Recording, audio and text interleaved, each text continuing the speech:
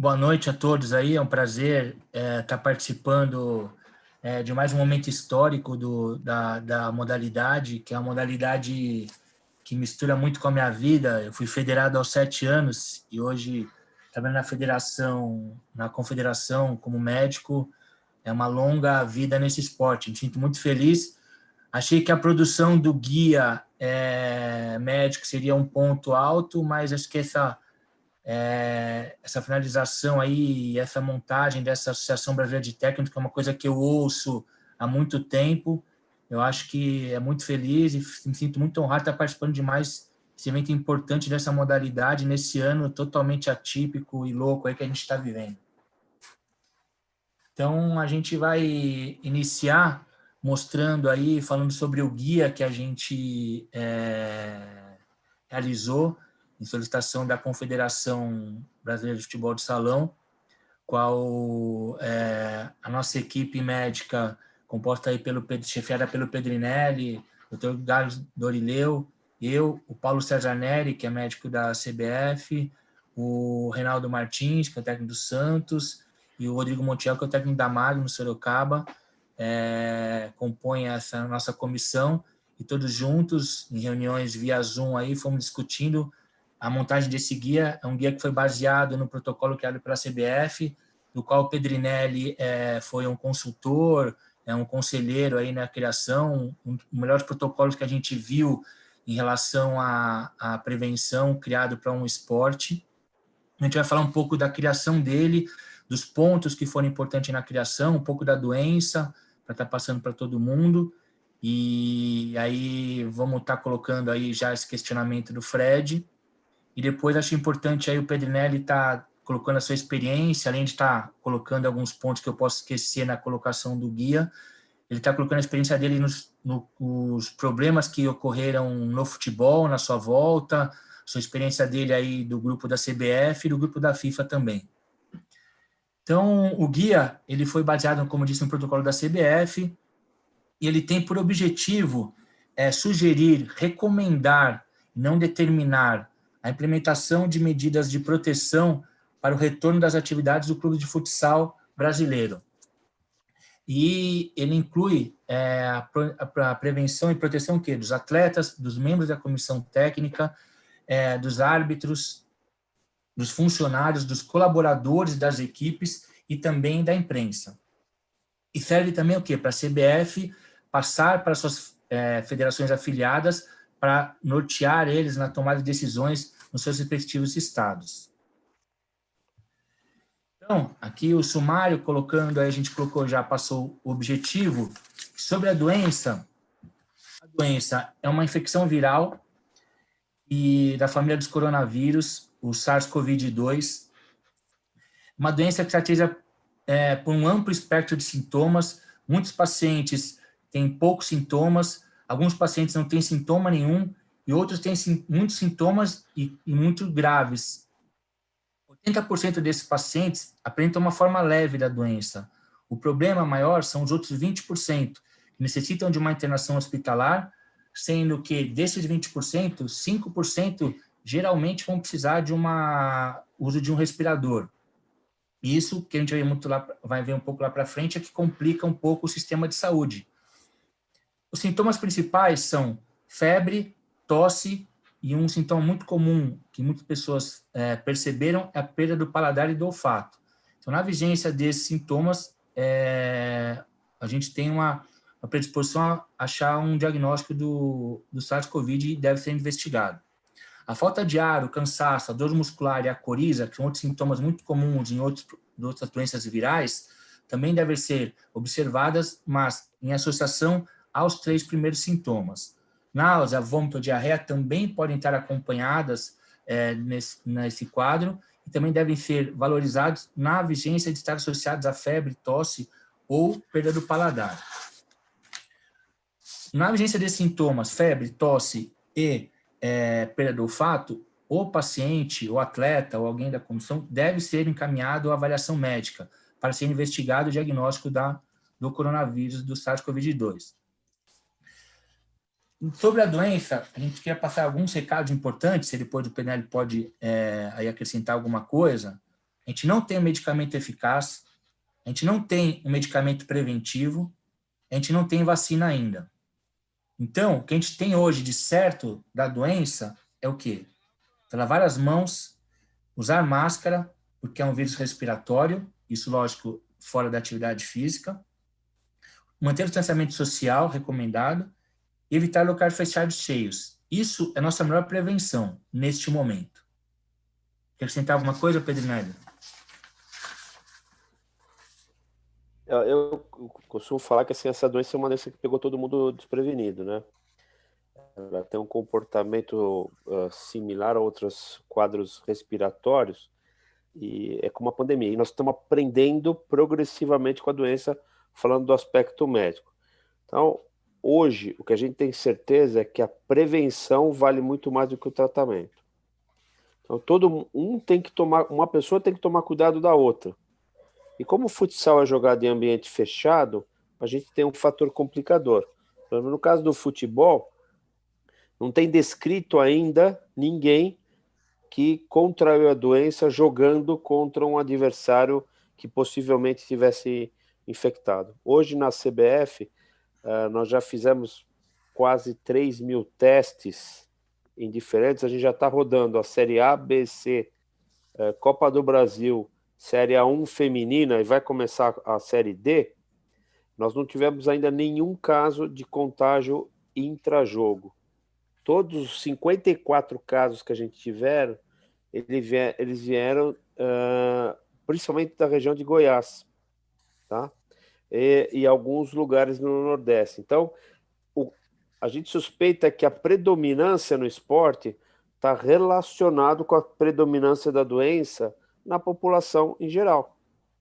Então, o esporte representa aquela região onde ele está praticado. Nós sabemos que o Brasil não dispõe de dinheiro para fazer testagem em massa para todo mundo. E hoje o que é recomendado, o que é preconizado pelas autoridades, é que no caso de suspeita se faça testagem.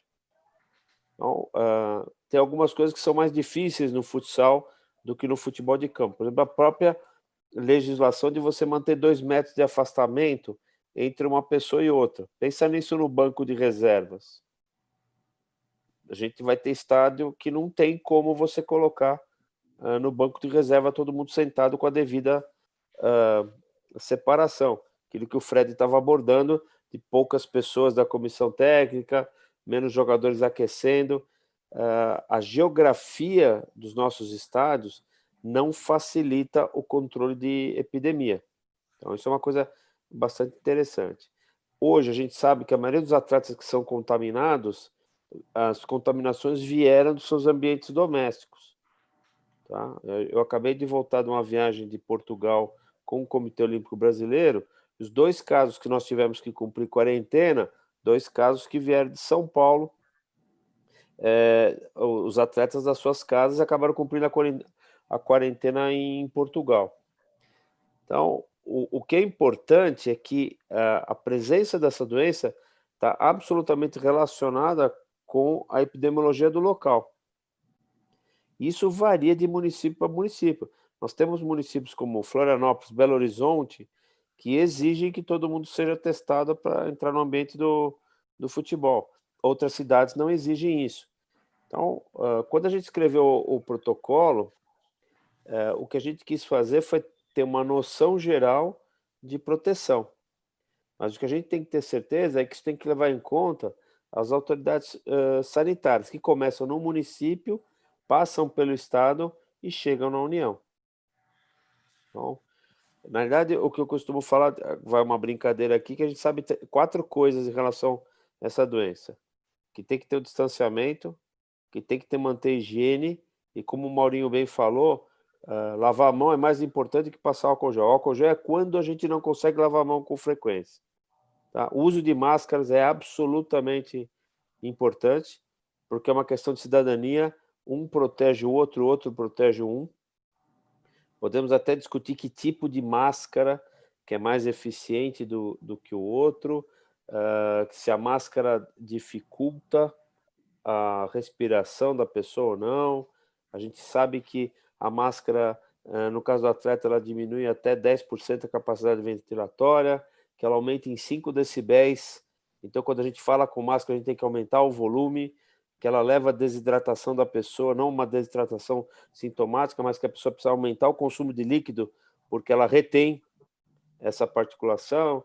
Então, o uso de máscara, a exceção talvez dos médicos cirurgiões que estão acostumados a usar máscara por mais tempo, ele não é da nossa cultura de usar. E que a gente não sabe grandes coisas. Nós estamos todos aprendendo com essa doença e a gente sabe que o tempo de viragem do planejamento é 14 dias, que é o tempo de evolução da doença.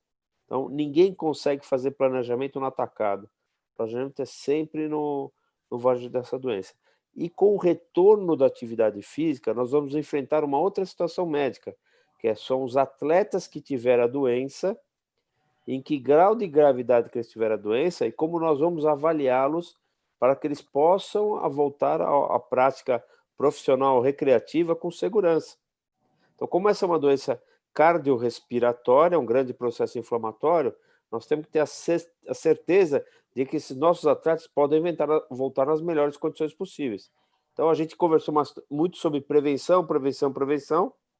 A gente fala sobre um pouquinho de tratamento, mas nós vamos ter que, em algum tempo, abordar se esse atleta pode voltar ou não e em quanto tempo ele pode voltar à prática do esporte. Maurinho, com você agora. Bom, dando sequência aí no guia, a gente tem um outro assunto também que todo mundo ouve falar diariamente aí, que são os testes diagnósticos. Então, eu vou falar basicamente de 3 testes que foram mais comentados aí no dia a dia, que todo mundo viu e que a gente mais utiliza no dia a dia, que são os testes moleculares e os testes sorológicos. Os moleculares, a gente tem o RT-PCR, que é o mais comum, que a gente faz um teste de triagem, que é um teste que a gente tenta buscar uma sequência do RNA do vírus, que é um teste que deve ser feito no início dos sintomas, que deve ser realizado em torno do 1º ao 7º dia de sintoma, para a gente ter um diagnóstico da doença. E muitas vezes mesmo a gente tem visto que ele não é um teste 100% efetivo. Em alguns casos a gente acabou vendo pacientes que tinham sintomatologia e deu negativo, mas mesmo assim é um teste que tem uma sensibilidade boa e é um teste que para a gente é muito importante e é o teste que o pessoal tem visto aí que acaba tirando atletas de competição ou tendo que exercer a quarentena. E os testes sorológicos, muito se viu os testes rápidos que a gente vê aí fazendo em farmácia, são testes que os dois que vão determinar os anticorpos em relação a esse vírus. O grande problema dos testes rápidos, você não precisa de um laboratório que vai ter a realização do exame, só que ele tem uma sensibilidade muito baixa. A gente tem os testes sorológicos, que é feito com sangue, você vai ter um pouco mais demorado, e os dois têm uma sensibilidade não muito alta, e sendo que o teste rápido tem uma sensibilidade menor, e os dois testes sendo negativos, tanto rápido como sorológico, não exclui que o paciente tenha a doença. Então, a gente recomenda que o teste rápido seja feito de 7 a 10 dias e o teste sorológico de sangue seja feito depois de 10 dias. Mas que vindo negativo, esse teste não são testes que você vai excluir a doença. Então, para a gente, geralmente que a gente usa no dia a dia, inicialmente nos sintomas, é o RT-PCR. Vindo negativo, aquele paciente que foi muito sintomático, depois de 10, 14 dias, a gente pode repetir o RT-PCR ou fazer um teste sorológico para ver se ele desenvolveu anticorpos. A gente também teve uma discussão muito grande aí de análise dos anos, muitos pacientes que tiveram a doença, não desenvolveram anticorpos em relação à doença, ou alguns desenvolveram e depois acabaram esses anticorpos diminuindo e se tornando negativos. Então, no dia a dia, o importante é o quê? Sintomas, RT-PCR, para você avaliação se tem ou não a doença. Depois, para quer ver se teve a doença ou não, os testes sorológicos. Alguma coisa, Pedrinelli? Então, na realidade, para todo mundo entender direito, o teste molecular, ele identifica a presença do vírus. E o grande problema desse teste é que necessariamente não é vírus ativo. Então, a gente tem alguns pacientes que ficam testando continuamente PCR positivo, já teve a doença, já passou, já está com critério de cura, mas o teste continua identificando restos virais. Então, o RT-PCR, que é o teste padrão hoje em dia, ele tem 98% de especificidade. O outro teste molecular, que é o ECO, que também é por secreção nasal, de nasofaringe, mas ele tem uma resposta mais rápida, ele já cai para 76%. E os outros testes caem para bem menos de 50% a 60%. Ainda temos um teste que é o LAMP, que no Brasil praticamente só é feito pelo Hospital Sírio-Libanês, que ele dá próximo de 80%, 82% de positividade. Esses testes, eles são considerados diagnósticos porque eles são específicos para o RNA do SARS-CoV-2. Os testes sorológicos, eles procuram os anticorpos que a pessoa desenvolveu. Então, eles não são específicos para a doença COVID. Mas como nós estamos vivendo uma pandemia, títulos altos significam que a pessoa, teoricamente, está protegida da infecção ou porque já teve o contato. Hoje, a gente sabe que o ápice de comprovação de ser 3 meses, ou seja, se uma pessoa tem um IgG positivo, que é o que a gente mede na maioria das vezes, que são os anticorpos totais, ela está teoricamente protegida por 3 meses. A gente pode falar de 3 a 6 meses, mas hoje a Associação Brasileira de Infectologia diz que 3 meses é garantido que está ok. Começaram a aparecer agora já alguns casos na Europa que teoricamente são recidivas de infecção. Então é aquilo que eu falei, tudo que a gente está aprendendo dessa doença, ele sofre uma constante modificação. Então, muito cuidado com aquelas pessoas que falam que de maneira taxativa é assim que funciona, esse teste é isso, esse teste é aquilo, porque a gente tem visto que as coisas têm mudado. Mas, de maneira geral, no padrão que nós temos hoje, o PCR ele indica que a pessoa tem vírus ativo, e o IgG significa que essa pessoa já teve contato ou já teve a doença e, teoricamente, ela está protegida. Isso significa que a pessoa que tem o IgG positivo, ela não precisa ficar fazendo teste de repetição, mesmo se ela tiver algum contato com uma pessoa que tem supostamente infecção. Então, esse de maneira geral, para todo mundo entender mais ou menos como funciona essa questão laboratorial. Normalmente a gente não faz os 2 testes ao mesmo tempo, porque a coisa que dá mais confusão é quando a pessoa vem com IgG positivo e PCR positivo. Se é doença ativa, é resto de vírus, a infecção é um cara que ele positivou rápido IgG e é tardio para o PCR, aí você tem horas de discussão entre infectologistas e você não chega a conclusão nenhuma. Então, se a gente tiver que fazer uma triagem numa equipe, faz primeiro o IgG para ver quem já teve contato ou não. Quem é IgG positivo, você tira do pool de testagem. Aí faz o PCR. Para partidas, o ideal é você fazer um PCR até 72 horas antes do início da partida. Você faz 72 horas, o laboratório vai te levar mais ou menos 24 horas para soltar o resultado. Se ele atrasar um pouquinho, você está com o resultado próximo de 24 horas antes da realização da partida. Mas mais importante do que os testes é o acompanhamento médico. O inquérito epidemiológico ele é extremamente importante, que são aquelas 13 perguntas básicas que a gente faz para todo mundo. Porque, por exemplo, não adianta só medir temperatura. Temperatura, apenas 1/3 dos casos tem alteração de temperatura. E a alteração de temperatura, ela varia muito também com as condições climáticas de cada lugar. Isso aí é muito complexo de fazer. Mas quando você avalia temperatura, mais a parte epidemiológica, mais a parte laboratorial, você consegue fechar um quadro diagnóstico com especificidade acima de 85%. Tá? Então é isso que eu queria assentar. Pode continuar, Maurinho. Ótimo. Depois a gente vai para o item 4, que é as fases epidêmicas então, da doença. Geralmente, doenças virais têm mais ou menos esse comportamento. E aí o que vai impactar depois, como impacta para todo mundo, é assim, o Brasil tem uma dimensão muito grande. Então, a gente encontra e vê nos noticiários locais em fases epidêmicas diferentes. Então, isso também complica você fazer uma organização para uma confederação a nível nacional. Determinado local vai estar numa fase epidêmica, determinado local vai estar em outra, então isso complica bastante. Então, as fases epidêmicas principais, a gente tem o quê? A preparação da doença, o que está acontecendo essa doença fora do país, isso vai chegar um dia aqui, como que a gente vai lidar com isso? A identificação, pronto, chegou o primeiro caso no país, aí vamos ter que começar a agir. Depois a gente tem as epidemias localizadas aqui no Brasil, como a gente viu, São Paulo, Rio, Amazonas, Ceará, com altos índices no começo, muito diferente de outros lugares que não tinham nenhum caso. Depois a gente começa a fase de aceleração, que isso é o caso normal. No Brasil, a gente ainda parece que não teve essa fase de aceleração, então está se conseguindo, conseguiu aquele chamado platô, achatamento da curva, a gente não tem ainda muita noção.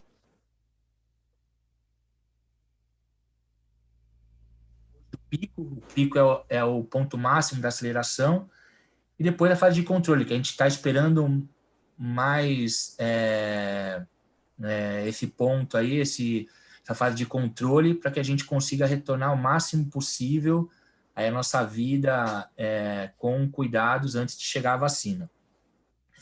E as medidas de distanciamento, por que elas, que tanto se fala? 2 pontos principais para ela. Um, reduzir a transmissão do vírus, e o ponto principal era o quê? Preparar o sistema de saúde para conseguir atender de maneira adequada todos os pacientes que necessitassem. Principalmente o quê? Através de manter recursos humanos, então, para que se você perder grande parte dos médicos, enfermeiros, auxiliares de enfermagem, pessoal de limpeza, pessoal que cuida do material do hospital, como que você vai atender a pessoa sem gente? A gente vai ter hospital em si, a gente vai ter as pessoas que trabalham, recurso humano. A gente tem o material EPI, então dá tempo de todos os hospitais, prefeituras, estado e o próprio governo federal tá comprando materiais de proteção, senão você não consegue proteger esses recursos humanos que você tem que estão trabalhando lá. Os equipamentos, então, principalmente nesse tipo de doença, os respiradores que se usa muito para alguns casos, é importante ter, senão alguns pacientes que precisam, você não vai ter esse recurso, e isso pode acarretar numa perda dessa vida por falta de material. E outra é também você comprar medicamentos que vão ser usados. Então, a gente viu em várias reportagens aí a falta de medicamentos que são necessários para você entubar o paciente. Então, isso já dá tempo para as empresas e hospitais e o governo tá providenciando isso. E, por último, um controle epidemiológico, para que a vigilância sanitária tenha o entendimento de como está evoluindo a doença e se programar para fazer os programas de proteção, aí, de prevenção, e de enviar materiais e também de fazer o isolamento de regiões que estejam com um número alto, ou muitas vezes promover o lockdown, como a gente viu em alguns lugares. Linelli? Vamos conversar um pouquinho, então, sobre esses EPIs, são os equipamentos de proteção individual. A maioria do que tem falado disso daí, eles são desenhados para as pessoas que vão trabalhar com quem está doente. Então, quando a gente pensa no ambiente do esporte, nós estamos trabalhando com pessoas que não estão doentes, porque se eles estiverem doentes, estão afastados. Quem estiver contaminando com o vírus é uma pessoa que não apresenta sintomas clínicos e, por um tempo, ficou no ambiente da coletividade do esporte. Então, o EPI básico que a gente precisa é a máscara, tá? E a máscara, ela é importante de ser usada, e ela pode ser tanto a máscara de pano, que ela tem 60% a 70% de bloqueio das partículas que a gente exala, até uma máscara tipo N95 ou PFF2, que tem 99 ponto alguma coisa. Tá? As máscaras de PFF2, elas são recomendadas para quem vai tratar de pessoas doentes. Então, no ambiente do esporte, não tem a menor indicação de se gastar dinheiro comprando máscara PFF2 ou N95. As máscaras de tecido têm uma vantagem, que elas podem ser reutilizadas, desde que sejam higienizadas de maneira adequada.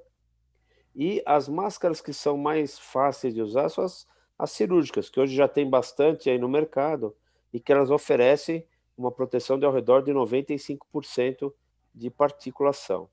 As máscaras elas devem ser trocadas sempre que elas ficarem úmidas.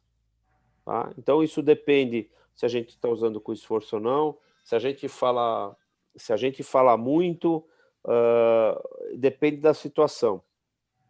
Então, as máscaras descartáveis a gente não reutiliza, a gente as descarta, mas as máscaras de pano a gente pode utilizar. Então, no ambiente do esporte, onde as pessoas não estão contaminadas, as máscaras de pano são plenamente suficientes. Aqui vai uma pequena reparo para o pessoal de fisioterapia e massagem, porque eles trabalham com as pessoas numa proximidade menor do que 1 metro. Então, a utilização de óculos de proteção ou de face shields, que são aquelas barreiras plásticas, talvez seja necessário. Tá? O uso de luvas, ele é só obrigatório quando a gente tem a suspeição de algum grau de contaminação. O problema de se a gente usar muita luva é que a gente esquece de fazer a higiene da mão. Então, na relação de proporcionalidade, é mais importante lavar a mão e usar o álcool gel do que usar uma luva para alguma coisa. Então, se você vai usar luva, é o mesmo princípio de lavar a mão. A cada procedimento que você faz, você troca a luva. Entendeu? Então, as únicas diferenças de EPI estão relacionadas a isso que a gente colocou. Maurinho? Bom, então, dando sequência, a gente tem o quinto item, que foi uma colocação aí do contexto do futsal brasileiro. É um texto mais administrativo, colocando o número de competições que a gente teria no ano, o número de times participantes, e aí o quanto a gente viu o quanto essa doença aí está impactando no nosso esporte. O próximo item é um contexto sobre o atleta do futsal, e aí até o Mauro e o Fred já colocaram as percepções deles que estão atuando aí no dia a dia. Como o Penelli colocou, a gente está tratando de pessoas saudáveis, o atleta na doença é uma população de baixo risco, mas essa parada aí, a situação dele ir treinar, toda essa apreensão aí acaba provocando tanto efeitos físicos pelas paradas, na volta, um treino não adequado, começo de competições, aumento de número de lesões pode acontecer, e os efeitos psicológicos também causados nesses atletas aí tanto pela parada como a volta aí, o medo dele pegar e passar para a família. Então tudo isso é importante a gente colocar, porque são efeitos causados não só nos atletas também, mas por todos que trabalham no clube. E também outro ponto é que a influência positiva, por outro lado, a influência positiva que os atletas causam nas pessoas, principalmente o futsal, que é um dos esportes mais praticados no nosso país. Então, você tem o quê? Em cima do modo de vida do atleta, ele é um ídolo, então ele é uma referência para as pessoas, então o quanto a falta dessa atividade também causa impacto na vida das pessoas comuns. Próximo item, a construção da estratégia. Então, aí, como a gente já colocou, a dificuldade de se montar um protocolo, um guia para um país continental como o nosso, você colocar regiões muito diferentes, situações diferentes da doença. Então, você tem que maximizar o mais possível o seu controle de segurança e passar para as pessoas, às vezes, aumentar a régua do que você tentar diminuir para que fosse uma coisa de mais fácil, palpável de se adquirir.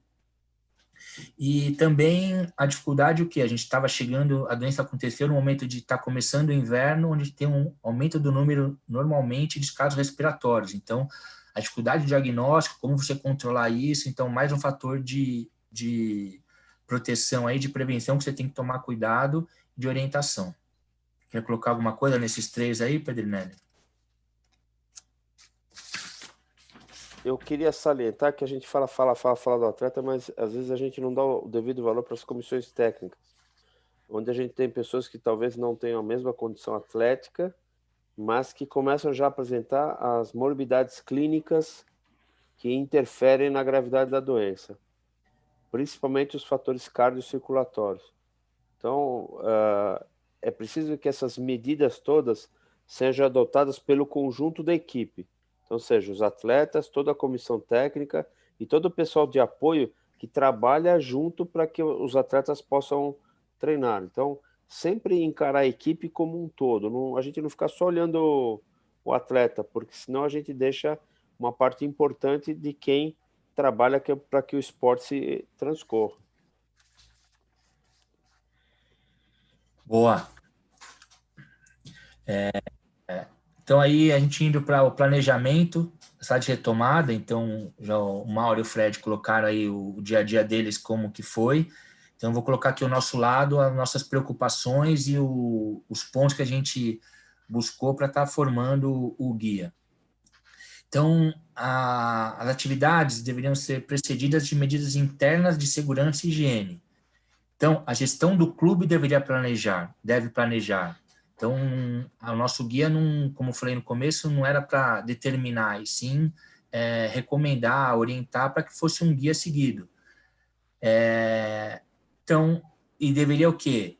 Baseado em atacar onde? Nas medidas de higiene, como a gente já falou, na etiqueta respiratória, na etiqueta de cumprimento, então estimular as pessoas a não se cumprimentar com toque pessoal, então se for o toque pessoal, o pé, o cotovelo, uso de máscaras, principalmente em locais fechados, ou naqueles que não estão em atividade física, comissão, o pessoal de limpeza, roupeiros,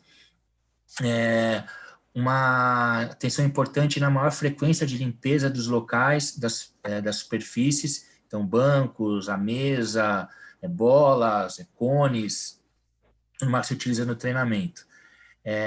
Evitar alimentação na forma de buffet, mas que as reuniões fossem feitas em ambientes abertos e não fechados, que os atletas que se cuidassem também, uma orientação para se cuidassem fora de casa, se orientasse aos familiares para que o atleta, qualquer sintoma, fosse avisado ao médico ou ao clube, para que esse atleta fosse já isolado e fosse avaliado, e se fosse examinado, se tivesse algum exame para ser realizado e ser um diagnóstico para ele não estar podendo contaminar os outros atletas ou outros integrantes da comissão.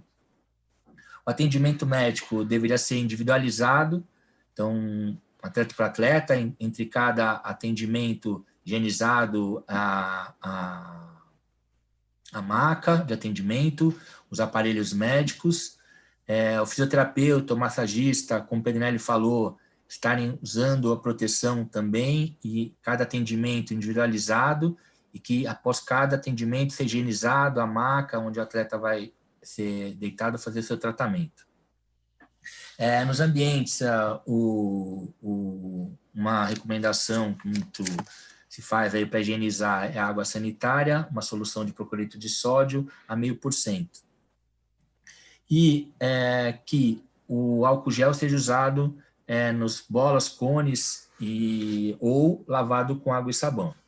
Então, esses foram os pontos principais que a gente procurou colocar no planejamento de orientação para os clubes, para que fizessem a utilização dessas recomendações na sua volta aos treinamentos.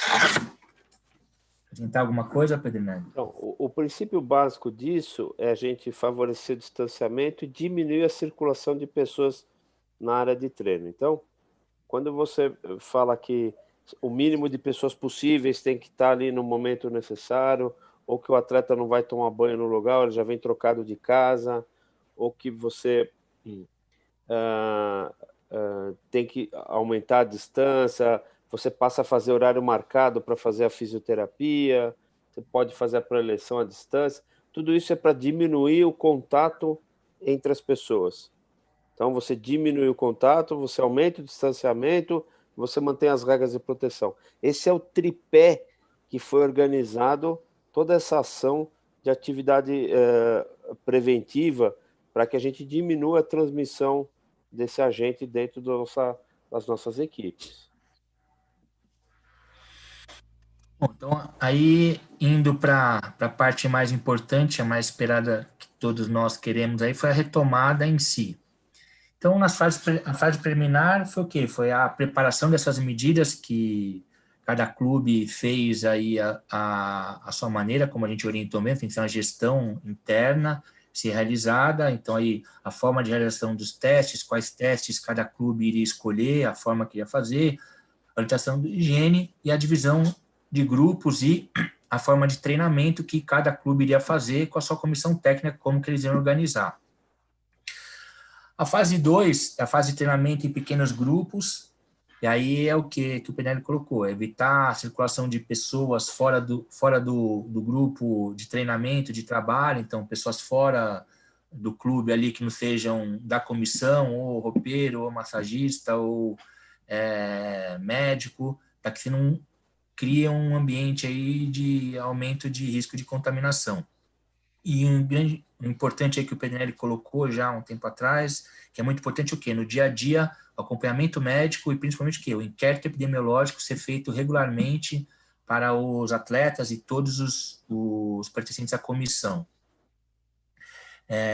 E o que a gente tem aí na fase 3, que é a fase de treinamento coletivo, a gente já está hoje no esporte, aí já na fase de competição, mas uma coisa que é importante que a gente colocou, e aí para quem não começou ainda, isso serve para todos, como associação de treinadores, então muitos vão ainda não entrar em fase de competição, então a gente recomendava o quê? Atletas serem trocados para o treino, para não tomar banho no local e tomar banho em casa. Em todo intervalo de treino, higienização das mãos, seja por álcool gel ou lavar as mãos com água e sabão. Os atletas beber, ou ele vai ter uma garrafa individualizada, ou usar um copo de água para estar fazendo o uso da hidratação, e esses copos deveriam ser higienizados já antes do uso. Alguma coisa nessas três, Pedrinelli? Não, basicamente é isso que a gente já tinha comentado, essa questão da individualização de todas as utilizações. Hoje a gente sabe que a transmissão por elementos físicos, por exemplo, roupa, a própria bola, ela é baixa, mas não dá para dizer que não existe, então tem que tomar o cuidado com isso, mas fundamentalmente, de todas essas coisas, a individualização dos equipamentos de hidratação é fundamental. Não haver o compartilhamento de utensílios. Então ele tem que ter a garrafa dele, ele faz a higienização, os bebedouros têm que ser modificados para que não possibilite a pessoa beber do bebedouro, e sempre ela tem que encher um vasilhame para depois beber desse vasilhame, e esse vasilhame tem que ser de uso individual. Acho que mais basicamente é isso. Bom, e aí a fase importante que a gente está entrando aí já com a Liga Nacional, iniciando, é o quê? É que os congressos técnicos foram realizados por vídeo, as partidas sem público, e isso ainda é uma coisa importante, principalmente que o nosso ambiente é um ambiente fechado, por mais que tenha ventilação ainda, a gente recomenda que seja sem público. A gente vê todos os esportes que estão acontecendo aí, são poucos no mundo, e em ambiente aberto estão sem público, então acho que tentar retomar e colocar público nesse momento, querer colocar público é uma atitude não condizente com o momento que a gente está passando. A participação da imprensa deve ser regulamentada, e a gente, no guia, orientava que talvez fosse feito remoto a presença da imprensa. O vestiário deve permitir o distanciamento e que não tenha uma circulação de pessoas ali excessiva, não tem aglomeração, então que o pessoal, os atletas e todos os pertencentes ao jogo possam ter uma circulação sem aglomeração. Deve ter uma ambulância de suporte para o jogo, por mais que todo mundo pense que tem ambulância só para o público, porque tem espetáculo. Não, a gente vê a importância da ambulância para os atletas, atendimento. A gente recomendava também que se tenha uma sala para atendimento ou de atleta ou da comissão, alguém que faz parte do jogo ali, fosse atendido, uma sala reservada dentro do ginásio. O inquérito epidemiológico deve ser realizado com todos os atletas, pessoal da comissão, com os árbitros que vão participar.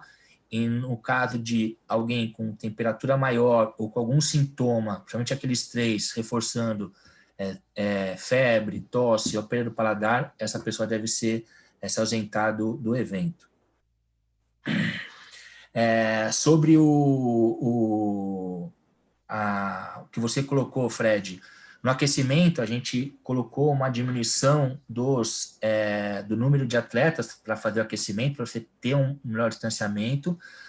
A diminuição do número de integrantes da comissão a gente colocou como durante o jogo. Eu acho que o treinador de goleiro faz parte ele fazer o treino dele lá e a gente não vê um problema ele, antes do jogo, tá fazendo aquecimento ali. Tanto porque, assim, o treinador, o auxiliar, ou quem vai fazer ali o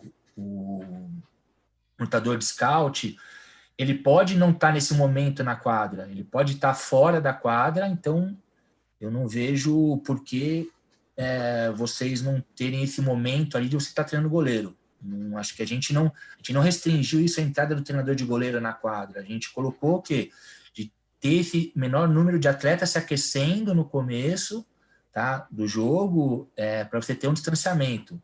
Assim, não vejo por que isso. Acho que é perfeitamente possível você estar entrando e o quê? O treinador e o auxiliar depois entram depois e você tem esse distanciamento e colocou o quê? Para diminuir, por quê? Como você não está tendo torcida, a parte de trás do banco você tem muito livre e os 5, 6 profissionais que ficavam, você pode deixar 3 no banco e 3 ali, que esse distanciamento ali da posição dele para o treinador ou para o jogador que ele tem que passar informação, isso não vai atrapalhar. Então, por isso que a gente não viu problema em estar diminuindo o número durante o jogo, mas no aquecimento a gente não colocou nenhuma ressalva do impedimento do treinador de goleiro estar fazendo o seu trabalho.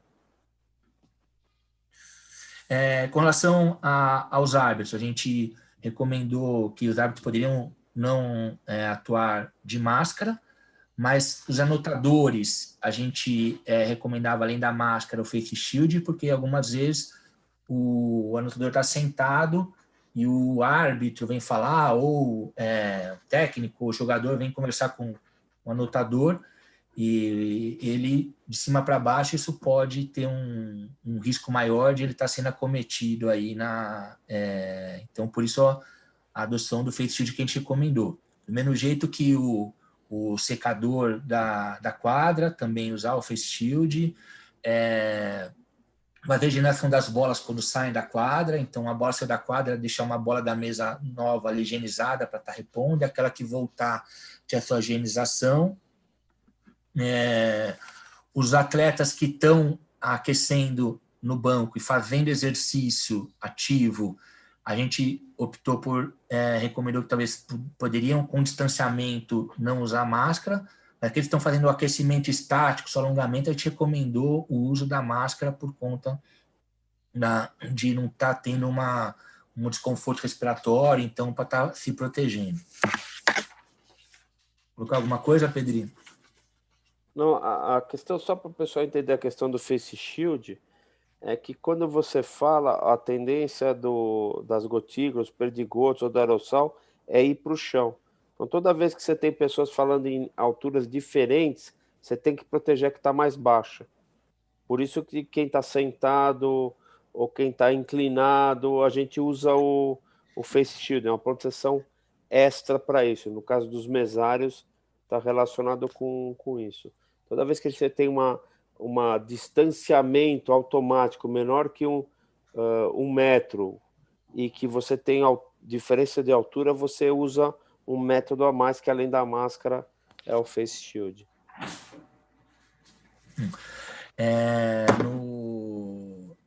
No banco, então, a gente recomendou que as cadeiras fossem individualizadas, e aí se tivesse sentasse um sim e um não, então uma cadeira bloqueada entre os atletas para não sentar um do outro. O número da comissão, como a gente já falou, reduzido. Uma coisa que a gente falou, quando a gente estava discutindo o guia aí, a gente comentou sobre o colete, que seria uma coisa que deveria ser abolida, porque o colete individualizado, cada atleta tem o seu colete, não pode se trocar.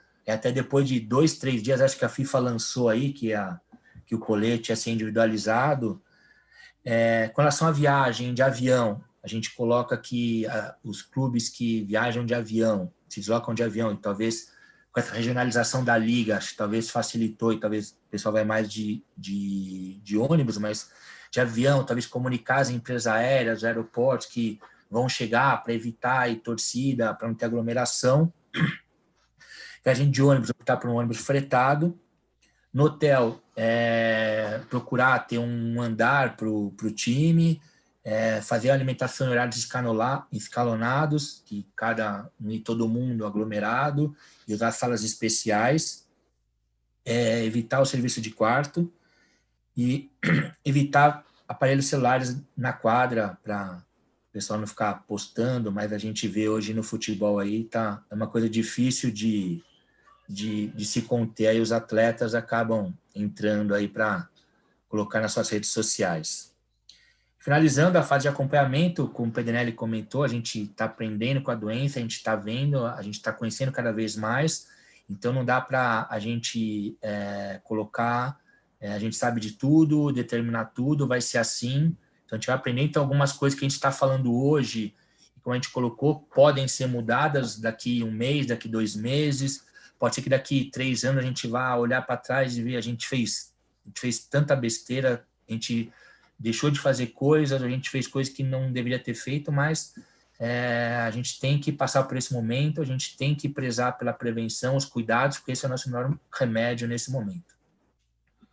Colocar alguma coisa, Pedrinho? Não, eu acho que assim, a ideia desse é um protocolo de intenções, ele não é uma bíblia básica, para a partir deste documento a gente ter uma linha de ação que possa orientar os clubes. Todos os colegas médicos da confederação se colocam ao dispor de todo mundo para a gente sanar as dúvidas pertinentes que possam acontecer. Só para vocês terem uma ideia, a CBF, depois que a gente fez o manual operativo, nós já estamos na 4ª edição de normas técnicas e nós estamos na 3ª rodada do Campeonato Brasileiro. Quer dizer, em 15 dias de campeonato a gente aprendeu muita coisa. Um dos maiores empecilhos que nós temos para fazer uma regra unânime no Brasil é a nossa logística de transporte. Ela é complicadíssima. Então, eu vou dar um exemplo para vocês do Campeonato Brasileiro. Foi jogar o time de Imperatriz contra o Campina Grande na Paraíba. Lá. 19 horas de deslocamento. 1.600 quilômetros de distância. Mas o pessoal de Imperatriz teve que pegar um ônibus de 9 horas de ônibus até Belém do Pará. Belém do Pará voaram para São Paulo. São Paulo voaram para João Pessoa. João Pessoa voaram para Campina Grande. Entendeu? Aí o que aconteceu? O laboratório demorava 5 dias para entregar o exame, eles viajaram sem ter os resultados, eles tinham 10 jogadores contaminados dentro da delegação. Quem que não pode garantir que esses jogadores, ao viajar contaminados, não contaminaram todo o resto da delegação? Esse é o problema nosso de logística, é extremamente importante. Aí você fala, não, o ônibus tem que viajar de janela aberta. Tem ônibus que só funciona no ar-condicionado e não pode abrir a janela. E o filtro do ar-condicionado foi desenvolvido com uma tecnologia anterior.